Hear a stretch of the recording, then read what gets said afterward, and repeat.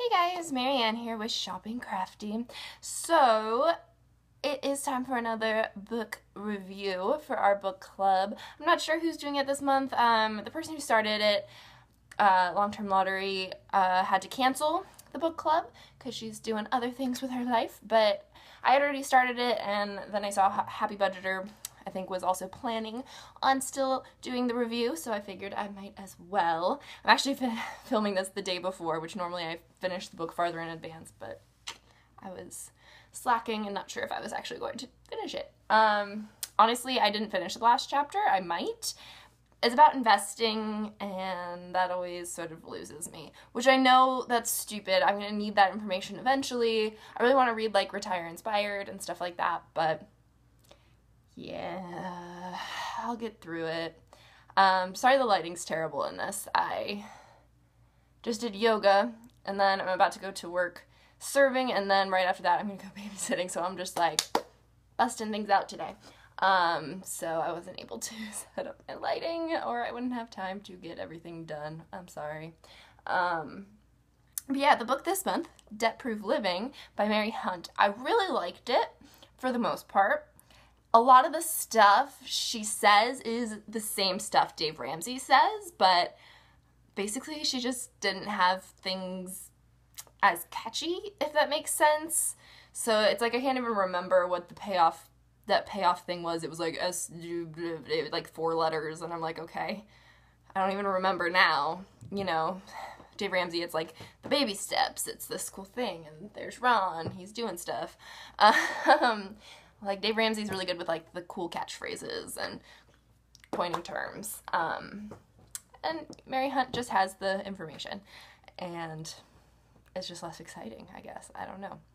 But she does lay it out really well, and it's cool to see somebody else explain it. And she explained the difference between, okay, you could just pay minimum payments, and then you'll probably never get out of debt because of falling minimum payments. So, like, my Capital One, I used to pay $33 on it, now I pay $31 on it, and that way it really slows down the process.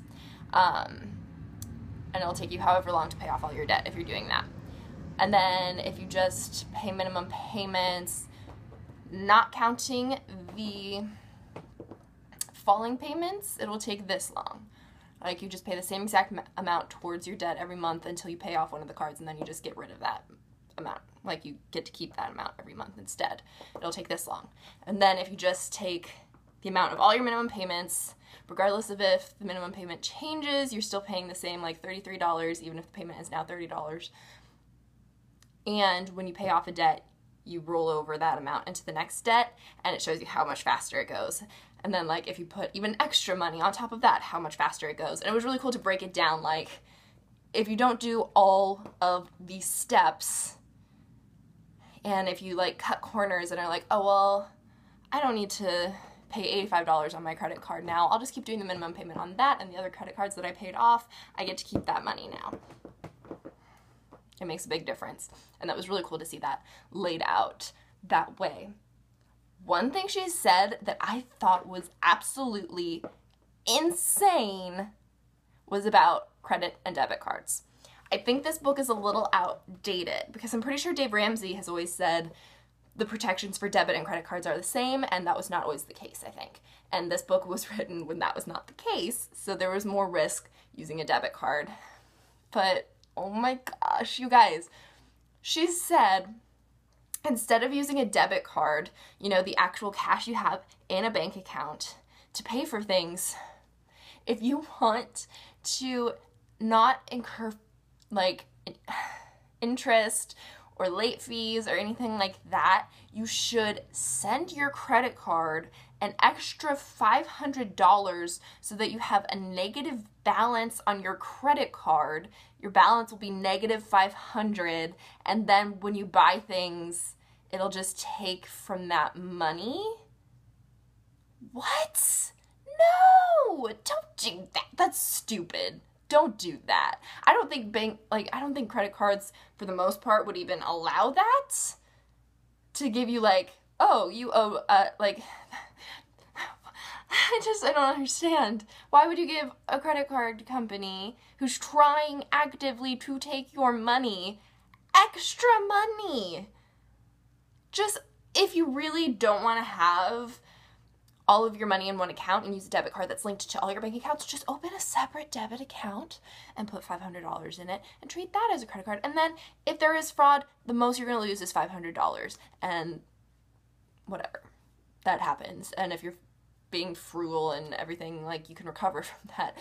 Don't send your credit card company money you don't owe them.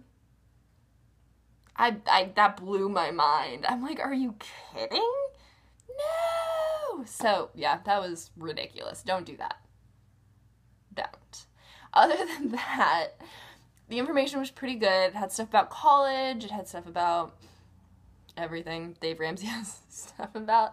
Yeah, the investing, it is breaking it down a little bit more, and it's understandable, and it helped me understand some things about student loans too, like subsidized versus unsubsidized, because apparently the interest I'm accruing right now, since my loans are deferred, is only on my unsubsidized loans. The subsidized loans aren't accruing interest because the government pays for that. That makes me have some questions, though, because it's deferred, but I'm going to start paying it in June. But should I defer it again so that I'm not paying interest on the subsidized one and then just make payments as I can? Is that wrong? Is that, am I not allowed to make payments on it if the government's going to be paying the interest?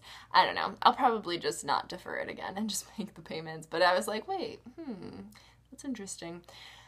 But anyway, that is my thoughts on that book.